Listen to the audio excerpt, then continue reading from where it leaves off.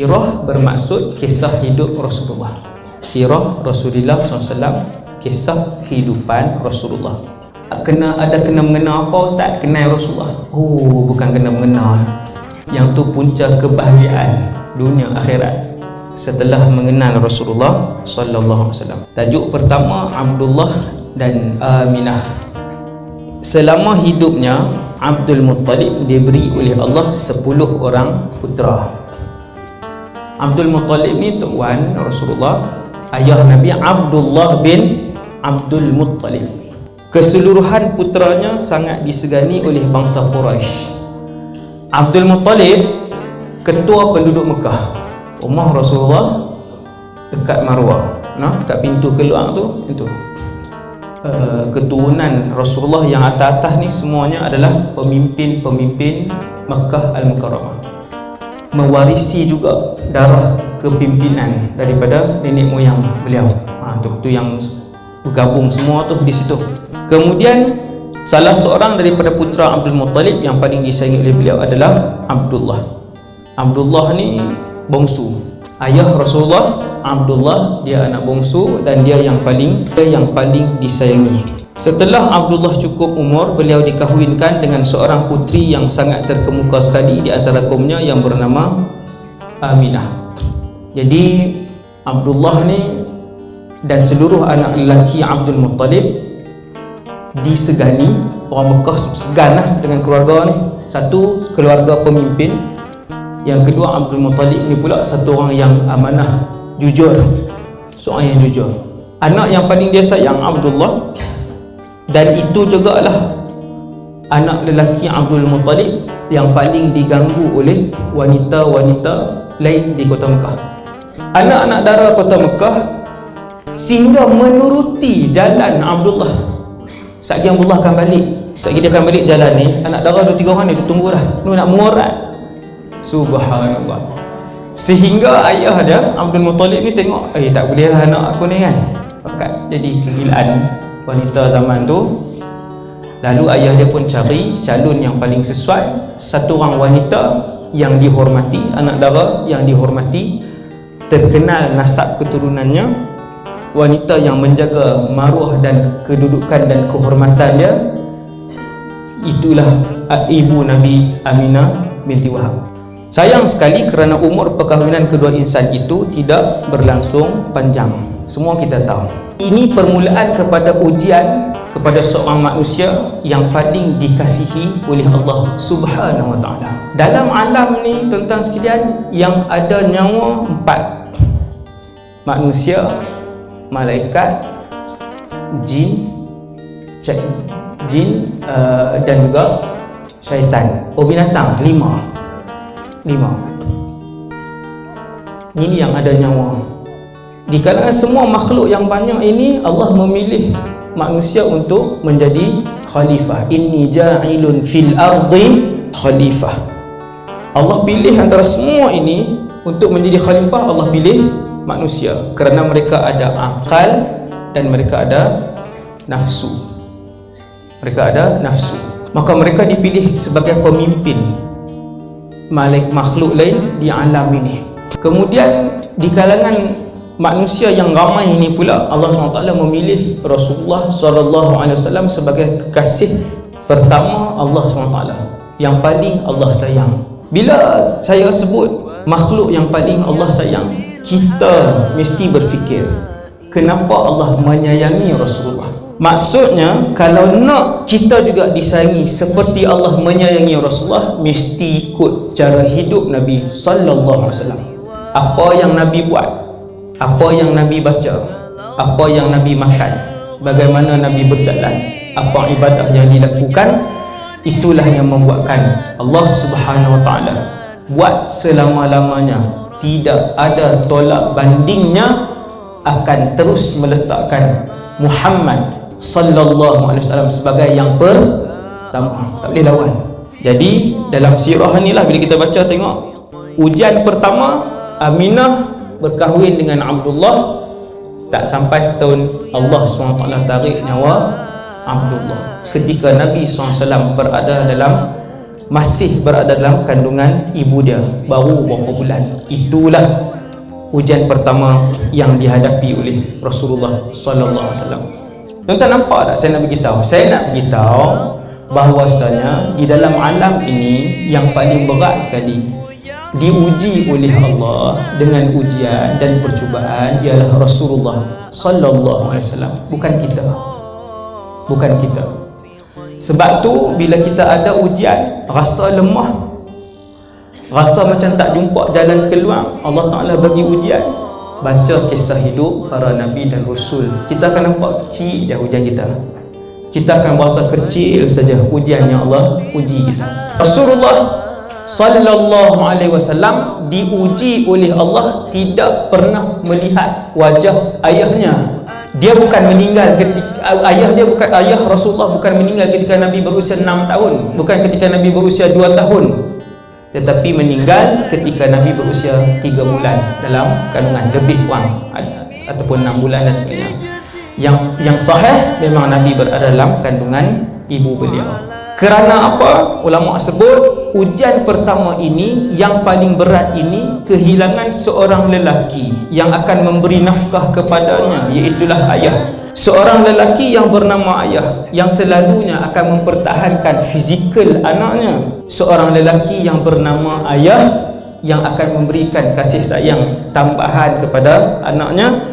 Allah tarik awal supaya apabila nanti kerap kali kami turunkan ujian kepada kamu wahai Muhammad, tempat untuk kamu mengadu ialah Allah Subhanahu wa taala. Nabi tak sebut ayah, Nabi tak sebut mak apabila menghadapi masalah dan ujian macam kita. Itu hikmah dia. Kemudian Nabi dilahirkan pada hari Isnin 12 Rabiul Awal bertepatan 20 April 571 miladi. Nabi dilahirkan pada bulan April. Tahun berapa? Nabi lahir 571 miladi. Maksudnya Nabi lahir sebelum Nabi Isa 571 tahun. Setelah lahir, ibu Rasulullah iaitulah Aminah, dia pun kirimkan bayi tadi kepada Abdul Muttalib. Setelah melahirkan Muhammad, Abdul Muttalib sukalah kan, suka. Sebab apa suka? Dua faktor. Yang pertama, yang tu cucu yang datang daripada anak kesayangan. Yang kedua, sebab anak kesayangan tu Abdullah tu telah meninggal. Jadi bila dia meninggal, tinggal anak pula dalam kandungan. Ada anak, lahir anak dia, sayang lah. Memang Tok Wan sayang. Bila bawa pergi rumah Abdul Muttalib pun pegang, dia bawa masuk ke dalam Kaabah. Jadi Abdul Muttalib bawa masuk Rasulullah dalam Kaabah. Selalunya dalam Kaabah ni orang Arab daripada zaman itu depa nak buat solat, bukan buat solat, dia nak hajat, dia nak minta hajat semua dalam tu. Jadi orang Arab sebelum Nabi dilahirkan, mereka percaya bahawa Allah itu wujud. Mereka percaya Allah itu wujud dan mereka menyebut Allah. Siapa yang menciptakan alam ini, dia akan sebut Allah. La yaqulun Allah, dia akan sebut Allah. Jadi mereka percaya kepada Allah, akan tetapi mereka mensyirikkan Allah. Mensyirikkan Allah, dia buat berhala lah di keliling Kaabah tu. Kemudian dah masuk dalam tu, berdoa Abdul Muttalib, dan kemudian Abdul Muttalib menamakan cucu itu dengan nama Muhammad. Hamida, dia telah memuji. Mahmud, orang yang terpuji. Orang itu terpuji. Mahmud, dipuji. Mahmud. Muhammad, orang itu sangat dipuji. Allah ilhamkan nama itu kepada Abdul Muttalib. Allah ilhamkan perkataan itu, Muhammad, sangat banyak dipuji kepada Abdul Muttalib. Kerana kata para ulama, setelah itu Rasulullah sallallahu alaihi wasallam menjadi satu orang yang dipuji oleh seluruh penduduk langit dan bumi, Muhammad. Kemudian penyusuan Nabi. Pada waktu itu kota Mekah ni bandar, pekan. Setiap bayi lelaki yang dilahirkan akan dihantar ke perkampungan. Maklumat ni semua orang tahu. Ada satu kampung yang berdekatan dengan Mekah, namanya perkampungan Bani Sa'ad. mereka wanita-wanita yang ada susu ni akan keluar ke kota Mekah daripada Bani Sa'ad tu, datang ke kota Mekah untuk mencari bayi untuk disusukan dan mereka mendapat upah daripadanya. Berapa lama? 2 tahun. Cara macam tu. Semua bayi lelaki, kebanyakan bayi lelaki yang lahir di kota Mekah, ayah-ayah bayi ini akan mencari penyusu daripada perkampungan Bani Sa'ad yang paling terkenal. Di atas banyak sebab. Sebab yang pertama, di kampung udaranya lebih segar. Yang kedua, anak-anak ini akan belajar cara hidup kampung. Yang ketiga, mereka boleh belajar bahasa Arab yang lebih fasih dan lebih baku. Yang keempat, mereka boleh belajar menunggang dan juga bercucuk tanam. Suatu hari nanti dah ada keluarga situ kan, bila dah ada keluarga boleh belajar benda-benda tersebut, termasuk mengembala kambing. Di atas faktor-faktor inilah, ni ulama sebut, atas faktor-faktor inilah bayi-bayi lelaki daripada kota Mekah bila lahir mereka akan diserahkan kepada penyusu-penyusu Bani Sa'ad.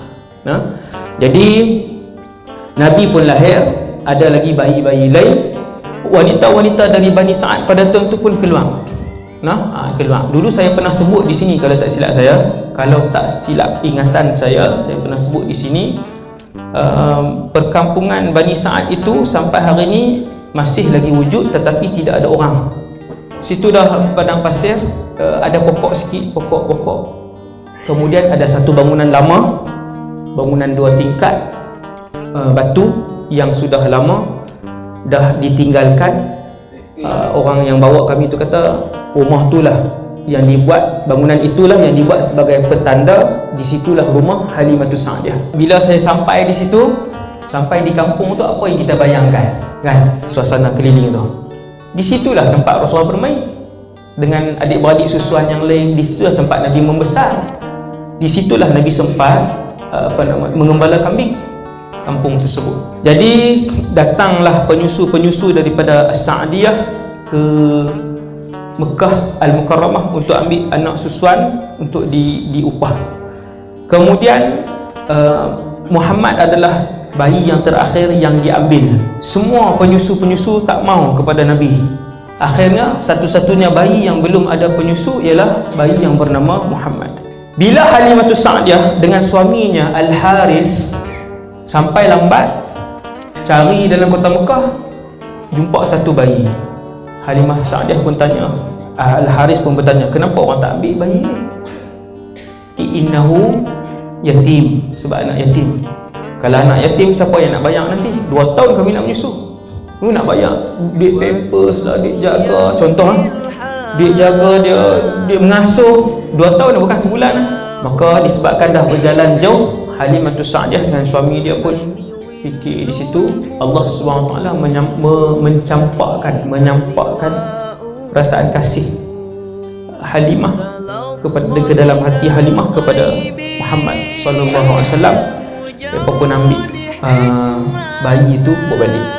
Apabila bawa balik Muhammad sampai di rumah, Halimah melihat selepas 1 minggu, selepas 2 minggu, binatang-binatang ternak Halimah susu dia penuh. Tanaman-tanaman Halimah menjadi, ketika mana di kampung itu keseluruhan tanaman kering. Jadi dia tengok tu, suami isteri berbincang, kakak tengok, pelik ni. Akhirnya mereka pun yakin bahawa keberkatan itu datang daripada bayi yang baru mereka ambil daripada kota Mekah, iaitulah Muhammad ibn Abdullah sallallahu alaihi wasallam. Bukan sahaja suami isteri itu perasan, orang kampung pakat singgah di rumah Halimah, singgah rumah Al-Harith. Ketika mana tanaman dan binatang mereka tidak menjadi, ketika itulah tanaman dan binatang ternak Halimah dan Harith menjadi segar dan subur. Lalu mereka berkata, ya Halimah, laqad akhadhti nasamatan mubarakah. Wahai Halimah, keberkatan yang sedang dirasakan oleh keluarga kalian sekarang ini datang daripada bayi itu. Kita nampak tak barakah Rasulullah? Keberkatan manusia yang paling disayangi oleh Allah ni bukan setelah dia umur 50 tahun dah pergi haji 3 kali, dah buat umrah 12 kali, puasa. sebelum dia membesar. Mulia apabila Allah Subhanahu Wa Taala kasih dengan seseorang, kemuliaan itu telah pun mengalir di dalam tubuh Rasulullah sallallahu alaihi wasallam sejak daripada Nabi bayi lagi. Bayi. Maka benda ni, benda-benda luar biasa yang berlaku kepada para rasul dan para nabi ni dinamakan oleh ulama akidah sebagai perkataan irhas.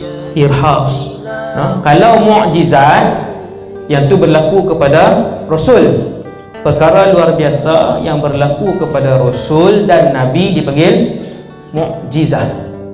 Perkara luar biasa yang berlaku kepada bakal rasul dipanggil irhas. Jadi duduklah nabi di situ sampailah bercerai susu 2 tahun. Sepatutnya Halimah sudah hantar Rasulullah kembali ke rumah ibu Rasulullah di kota Mekah. Halimah dan suaminya bawa Rasulullah ni, bawa Muhammad bayi yang 2 tahun dah ni, bawa balik ke kota Mekah. Tetapi bukan untuk menghantar Halimah dan Harith, bawa balik Nabi kita ke kota Mekah untuk memohon kepada Halimah, kepada Aminah, wahai Aminah, boleh tak kami nak pelihara lagi? Kali ni percuma. Tuan-tuan, siapa tak seronok? Tanaman menjadi binatang ternak pun, membiak-biak susu daripada binatang ternak pun banyak. Maka Halimah minta dengan Aminah dan juga Abdul Muttalib, kami nak pelihara lagi. Maka orang Mekah lagi suka nak ambil untuk jaga. Di kampung mereka lebih suka. Yang paling keistimewaan yang paling besar sekali ialah apabila bayi itu dia boleh bertutur dengan bahasa Arab yang paling tinggi, yang baik, yang paling baik. Sebab tu Nabi pernah sebut, setelah Nabi duduk dengan para sahabat, dah jadi rasul dan sebagainya, Nabi kata, aku ialah orang yang paling fasih di kalangan kalian. Maksudnya tuan-tuan, kalau Nabi berucap, bahasa dia tu paling tinggi. Sehingga kadang-kala apabila Nabi bercakap, sahabat tanya, ya Rasulullah, mar ruwaibidah? Ruwaibidah tu apa? Sahabat tanya. Dia perkataan Arab, tapi Nabi ni bila nak bercakap, Nabi kena turunkan dia punya level ayat tu. Nabi pernah sebut dalam satu hadis, Nabi kata, aku yang paling fasih di kalangan kalian kerana yang pertama aku Quraisy terkenal dengan kefasihan Quraisy. Yang kedua, aku membesar di dalam kabilah Bani Sa'ad ibn Bakar. Itu dua sebab tu membuatkan Nabi yang paling elok bahasanya. Entah. Kemudian setelah balik umur 2 tahun tu, Halimah mai tanya Aminah untuk bawa Nabi kemudian bawa balik ke perkampungan di Bani Sa'ad. Dia pelihara sampailah umur 5 tahun 3 bulan, ataupun bahasa mudahnya 6 tahun lah. Yang lebih tepat 5 tahun 3 bulan, tapi itu pun khilaf. Saya sebut satu pendapat ya. Satu hari Nabi bermain-main dengan adik-beradik susuan yang lain di perkampungan Bani Sa'ad. Main manusia, Nabi bukan malaikat, manusia, kanak-kanak. Nabi bermain, datang Jibril alaihissalam. Ini peristiwa yang sabit dengan hadis sahih, iaitulah pembedahan dada yang pertama kali berlaku kepada Rasulullah sallallahu alaihi wasallam. Nabi duduk main di belakang rumah, kemudian datang Jibril. Ada riwayat 1, ada riwayat 2 orang malaikat. Datang Jibril alaihi salam seorang. Semua orang tahu apabila malaikat turun untuk berjumpa dengan mana-mana rasul atas arahan Allah, mereka akan datang dengan rupa paras manusia. Jibril datang di perkampungan Bani Sa'ad. Jibril membaringkan Rasulullah. Dia pegang Nabi, dia baringkan. Kecil, umur 6 tahun, Jibril baringkan Rasulullah di atas tanah. Kemudian Jibril mula membedah, memotong, dia bedah. Adik-beradik lain pun lari masuk ke dalam, mendapatkan Halimah dan juga Al-Harith. Jibril di luar sana membelah, mengeluarkan sesuatu, membersihkan dengan air Zam-Zam, memasukkan kembali sesuatu itu, kemudian menjahit. Apabila Halimah dan juga Haris keluar daripada rumah, berlari-lari tengok Nabi dalam keadaan masih terbaring, muka Nabi pucat. Nabi tak bercakap. Halimah pun tanya, wahai Muhammad, apa yang berlaku? Seorang lelaki datang, beliau membelah dada aku. Nabi tengok, mengeluarkan sesuatu, dan beliau membasuh ketulan itu, lalu dimasukkan kembali ketulan itu, lalu dijahit. Jahit. Kesan jahitan itu dilihat oleh para sahabat radhiyallahu anhu sampai Nabi dewasa. Kesan jahitan itu ada di dada Nabi SAW di sebelah kiri. Tuan-tuan kalau bercakap dalam hati, tuan-tuan rasa bercakap tu di mana? Kalau kita bercakap di hati, apa rahsia dia, kita tak tahu. Kalau kita bercakap di hati, kita rasa di sini. Di sini yang dibelah. Dan di situlah tempat apabila seorang itu melakukan pahala ibadah, di situlah yang akan ditetapkan oleh Allah iman dan cahaya. Dan apabila seseorang itu melakukan dosa atau maksiat, di situ jugalah akan diletakkan satu titik hitam. Allah nak bagi tahu kepada kita bahwasanya yang kami nilai hati itu.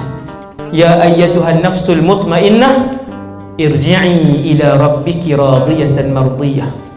Jiwa yang tenang tu hati yang bersih, kan? Hati yang bersih, hati yang sejahtera, yang itulah yang hanya dikira oleh Allah Subhanahu wa taala ketika kalian berdiri di hadapan Allah Subhanahu wa taala di padang mahsyar.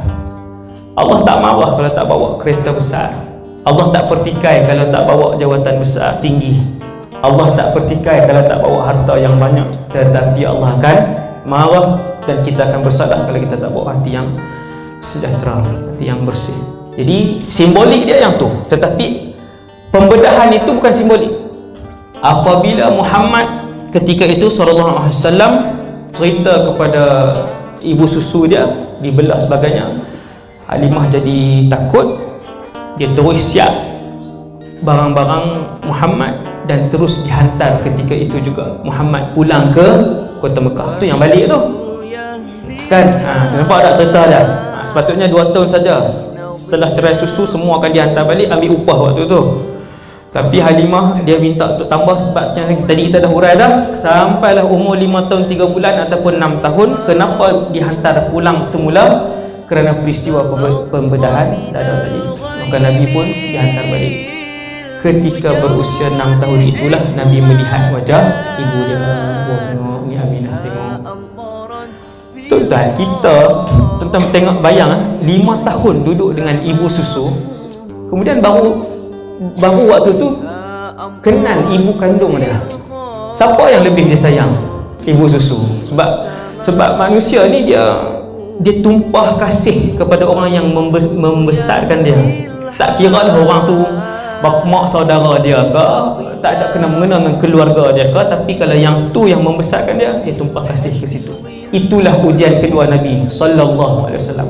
Bukan saja kematian ayah, Nabi juga dijauhkan oleh Allah daripada ibu dia, daripada untuk Nabi memanggil ibu ketika menghadapi masalah. Supaya Nabi sentiasa memanggil Allah ketika Nabi diuji oleh Allah Subhanahu wa taala.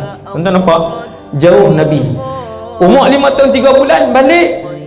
Mak dia pun selepas beberapa bulan, Aminah ni siap-siap barang nak bawa Rasulullah sallallahu alaihi wasallam berjumpa dengan bapa saudara di sebelah ibu. Di mana? Madinah. Di Madinah. Maka siaplah barang apa semua, bawa Ummu Aiman sebagai peneman. Abdul Muttalib, pak mentua, bapa mertua lah Abdul Muttalib. Abdul Muttalib pun izinkan, bekalkan kepada mereka apa semua. Dia nak bawa Muhammad, nak pergi kenal dengan orang sana. Keluarga sana, mereka pun bersiap, mereka pun pergi ke Madinah. Pergi ke Madinah sempat kenal. Sebab tu Nabi dia ada saudara mara di Madinah, Bani Najjar di Madinah. Nabi ada saudara mara. Antara Bani Najjar ialah Abu Ayyub Al-Ansari, Khalid ibn Zaid.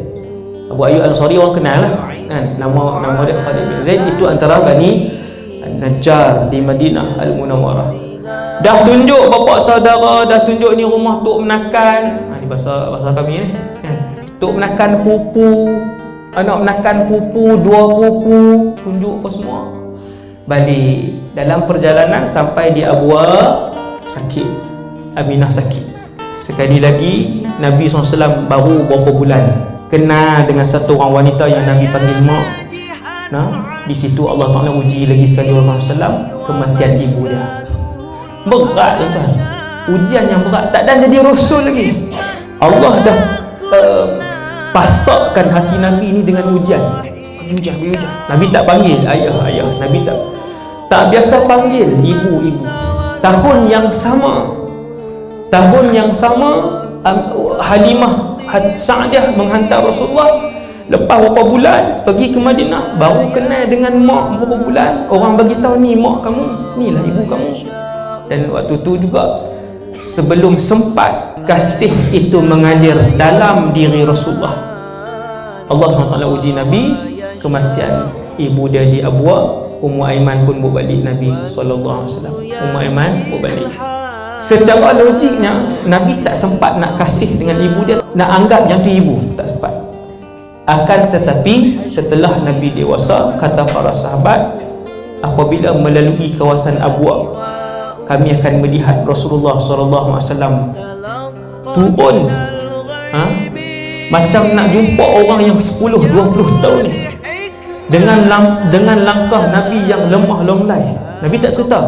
Nabi pergi ke satu tempat, terduduk Rasulullah sambil mendakap kedua kakinya, menangis habis-habisan sehingga membuatkan semua para sahabat menangis. Habis Nabi teriak, Nabi menangis duduk tepi kubur ibu dia. Baru sahabat tanya, ya Rasulullah, kubur siapa ni? Nabi jawab, qabru ummi, kubur ibu aku. Dan kubur itu ada sampai hari ini di Abwa. Bolehlah kalau nak pergi ziarah tu kan, tapi jangan duk buat benda-benda pelik lah. Ziarah kan, seperti mana Rasulullah menziarahi ibunya, kita kerana mencintai Rasulullah, kita turut juga perbuatan tersebut. Tak salah. Tak salah. Boleh pergi ziarah tengok. Ada kawasan tu, tapi dia tak ada lah batu nisan, batu-batu biasa lah. Tapi tempat tu sangat dikenali, diketahui. Di situ Abwa ada kubur ibu Nabi SAW. Kemudian bawa balik Ummu Aiman bawa balik Nabi ke rumah Tok Wan. Tok Wan ni Tok Wan saya sebut Tok Wan senang.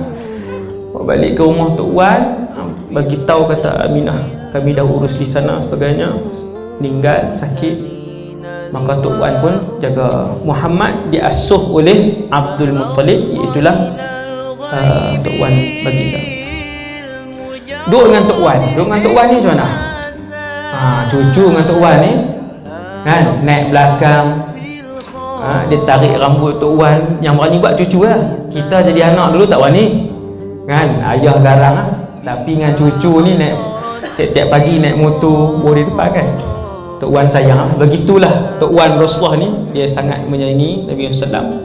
Sehingga kan ada satu tempat duduk di Mekah tu, di Kaabah, dekat Kaabah tu, satu tempat duduk yang hanya boleh diduduki oleh Abdul Muttalib.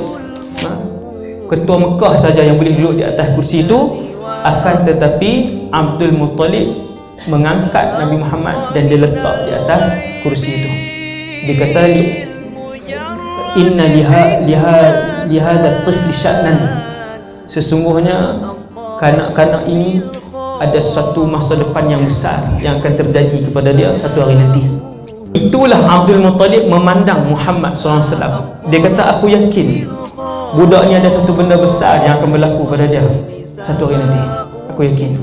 Dia angkat Nabi, dia letak atas tempat dia. Setelah 2 tahun merasakan kasih sayang seorang lelaki, iaitulah Tok Wan dia sendiri, Allah SWT sekali lagi menguji Nabi Muhammad SAW. Tuan-tuan, takat ni saja jumlah ujian Rasulullah melebihi kita. Takat ni saja. Ni takat part ni. Part yang baru 7 muka surat ni. Apabila kehilangan ayah ketika masih dalam kandungan, kehilangan ibu, dan tak pernah merasakan kasih satu orang wanita yang bernama ibu, umur 6 tahun, duduk dengan Tok Wan, Allah ambil pula. Takat ni saja ujian itu telah melebihi kehidupan kita. Satu orang sebatang kara duduk seorang. Saya pernah duduk di rumah anak yatim. Bukan waktu kecil dulu, setelah membesar, amat besar macam ni lah. Dah besar ni pi jaga nak rasa rupanya anak yatim ni dia memang dia nak kasih sayang. Dia tak ada anak yatim yang berlagak. Selalunya anak yatim ni dia low profile, dia tawaduk, dia rendah diri. Bila ramai-ramai 4-50 orang yang demam sakit, bukan orang tahu sangat kan. Jadi bila ada yang demam tu, kita tanya, tak sihat ke? Pegang tangan dia kan, pegang tangan dia, urut belakang dia, tak sihat ke? Yang mata turun. Baru tanya tak sihat ke? Yang mata turun. Yatim piatu kan. Jadi yatim ni tuan-tuan kena ambil seorang anak yatim kan. Suruh bela anak yatim pula dah. Kalau nak faham hadis ni, kenapa Nabi sebut ana wakafilul yatimi kahatain. Nabi tunjuk jari dia, aku dan orang yang membela anak yatim seperti ini. Depa hilang sumber kekuatan hidup, kasih sayang ibu ataupun ayah, membuatkan kehidupan mereka ni begitu sukar. Tiba-tiba ada satu orang luar yang menggantikan sumber itu. Maka Allah SWT melalui lisan Nabi-Nya SAW menghargai orang-orang yang memelihara anak yatim. Dia sangat-sangat lain lah, dia sangat-sangat lain. Di sekolah saya sekarang ni pun ada seorang yatim piatu, yatim piatu. Mak ayah meninggal serentak aksiden dalam kereta waktu dia umur 7 tahun. Sampai hari ni ada dekat saya. Memang ketika orang lain semua balik kan, ayah kamu mai, mak kamu mai dah di bawah, dia tengok kan, asal dia yang mata turun. Tuan-tuan, mak ayah serentak umur 7. Orang main bagi kat saya sepatutnya saya tak ambil kan, budak-budak. Tapi takkan nak tolak anak yatim, memang tak tolak dah, ambil. Sekarang dah umur 10. Sekarang dah umur 10 kan. Jadi itulah Rasulullah. Hilang ayah, hilang ibu. Kata para ulama, Rasulullah sempat berkasih dengan Tok Wan. 2 tahun sempat Nabi dan rasa kasih sayang, tengok muka Abdul Muttalib, Tok Wan dia, Tok Wan pun manjakan dia. Allah ambil pula.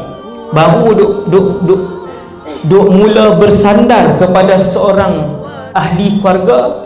Nabi mula bersandar, waktu itulah Allah patahkan tongkat sandar itu.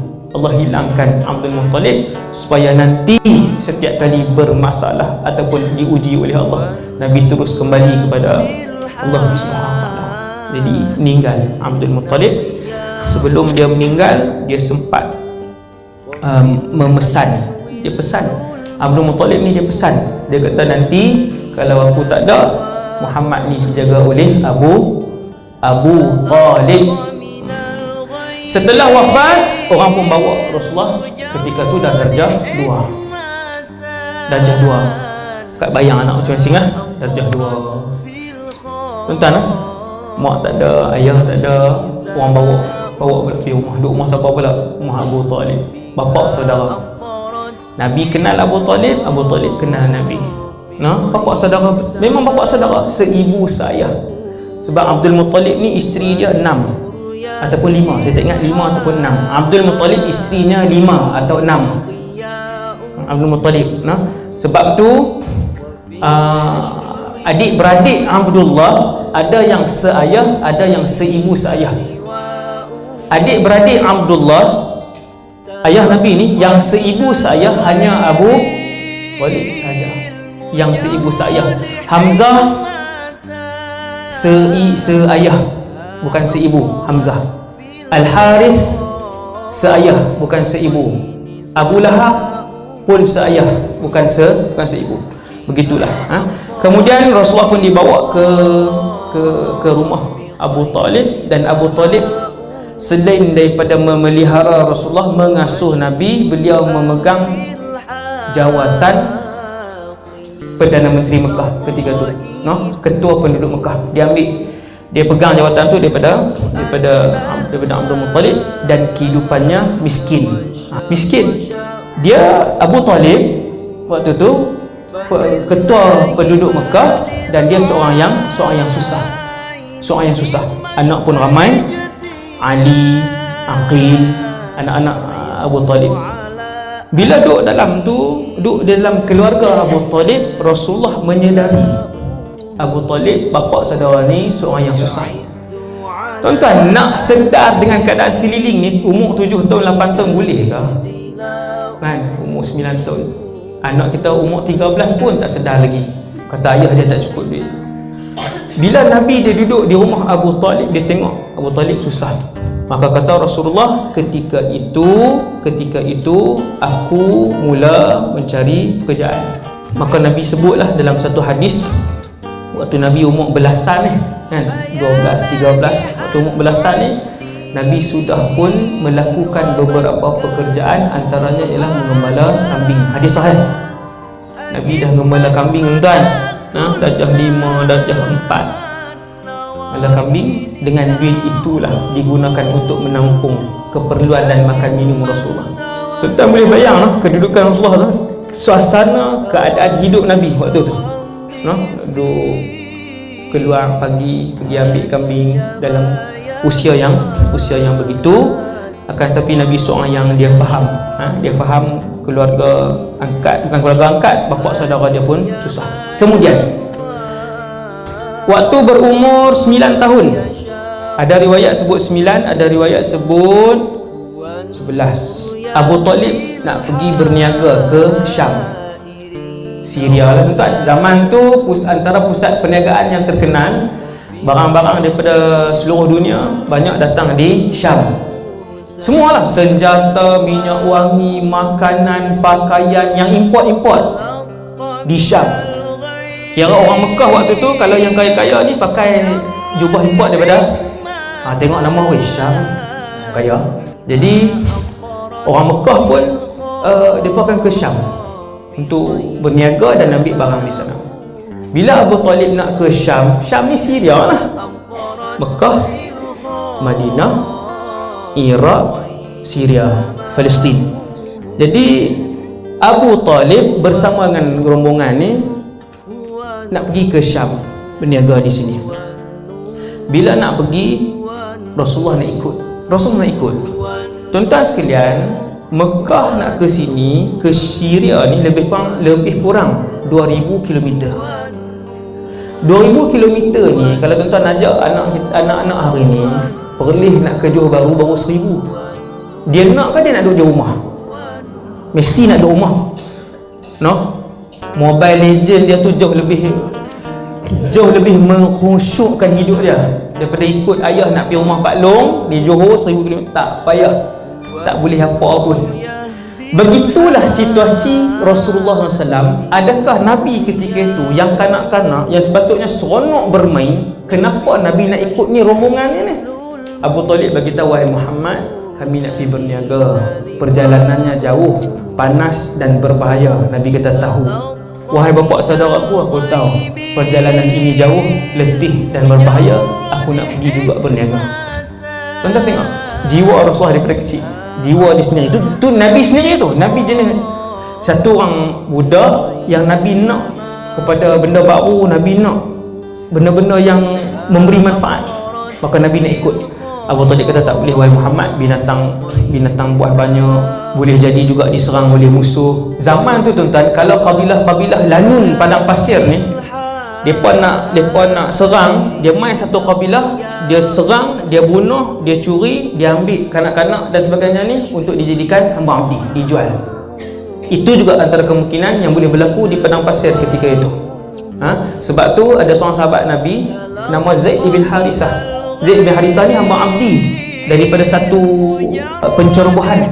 Diceroboh, keluarga Zaid satu ketika dulu ada musafir, diceroboh, dicuri Zaid dan dijual sebagai hamba abdi. Itu saya nak cerita kepada tuan-tuan suasana ketika tu, orang Arab ketika tu. Jadi Abu Talib kata, wahai Muhammad, perjalanan jauh, panas. Tuan-tuan sekalian, alhamdulillah bila baca sirah ni, panas, perjalanan padang pasir apa semua ni, saya rasa benda tu sikit. Tapi duduk dalam van aircon lah. Walaupun duduk dalam van aircon tu, bila kita lalu padang pasir ni, padang pasir lah sebut sedap sikit, terjaga tuan, jaga tu, tengok kanan, tengok kiri, ya Allah, luas mata memandang. Van kami masuk dalam,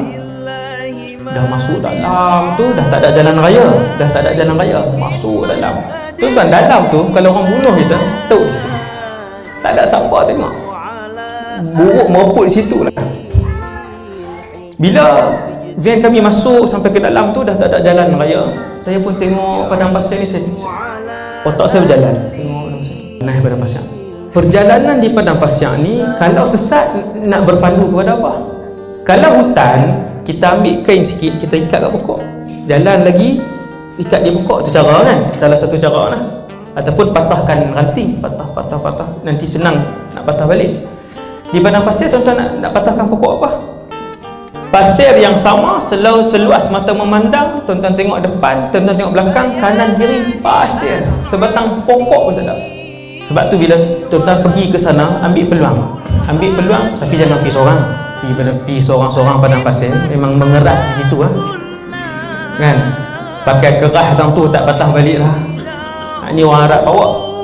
Rupanya ada satu tempat tu, kami masuk dalam, ada yang motor tu, ATV ke apa orang panggil, motor 3 tayar tu, boleh sewa pula dah. Kan? Apa lagi? Disebabkan perak yang tinggi, kami pun turun-turun van, pakai sewa yang tu lah.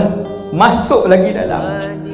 Semua tu bila kita pergi dalam, masuk lagi dalam, jumpalah sebatang pokok. Masuk dalam dan jumpa satu pokok. Benda tu membuatkan kita teringat sirah Nabi SAW. Dan jalan yang kami guna itu adalah jalan daripada Madinah nak pergi ke Badar. Jalan tu kosong daripada 1400 tahun yang lalu. Jalan berbukit, berpasir itulah yang digunakan oleh Rasulullah. Yang ni membuatkan kita menghayati sirah. Kita pergi tempat tu, Masya Allah, hak ni rupanya yang Nabi satu. Rasulullah itu benar, syurga itu benar, neraka itu benar, titian sirat itu benar, mahsyar itu benar, telaga itu benar. Itulah yang diungkapkan oleh Rasulullah sallallahu alaihi wasallam. Bila duduk di mahsyar, berdiri di mahsyar nanti tuan-tuan, lamanya bukan kepalang. Paling singkat kata para ulama 50,000 tahun, minimum 50,000 tahun. Ramainya tuan-tuan, hari ni 2020 ada 7 bilion manusia.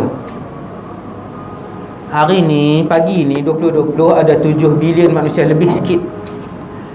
7 bilion ni tuan-tuan, kalau berdiri saja, bukan buat rumah, berdiri daripada Perlis sampai ke Johor penuh. Allah buat mahsyar ni tanah rata, lapang, pokok tak ada, bukit tak ada, gunung tak ada, sungai tak ada, tasik tak ada, laut tak ada, rumah tak ada, bangunan tak ada. Kata Rasulullah, ia adalah tanah lapang, la tara fiha iwajan wala amta. Kalian takkan nampak tanah rendah, tanah tinggi, tanah rata, satu warna. Tidak ada dosa yang pernah dilakukan di atas mahsyar. Hari ni tuan-tuan, pagi ni mahsyar belum ada. Selepas malaikat Israfil tiup sangkakala, waktu tu Allah Ta'ala akan cipta mahsyar. Kemudian tiup sangkakala yang kedua, mahsyar telah pun siap. Besar mana mahsyar? Apabila Allah sebut dalam Quran, wa idzal wuhushu husyirat, dalam surah At-Takwir, idzash syamsu kuwirat, apabila matahari dilenyapkan cahayanya oleh Allah. Tuan-tuan bayang, duk pukul 11 tengah hari, kiamat dia jadi gelap, Tuhan tutup off, tak.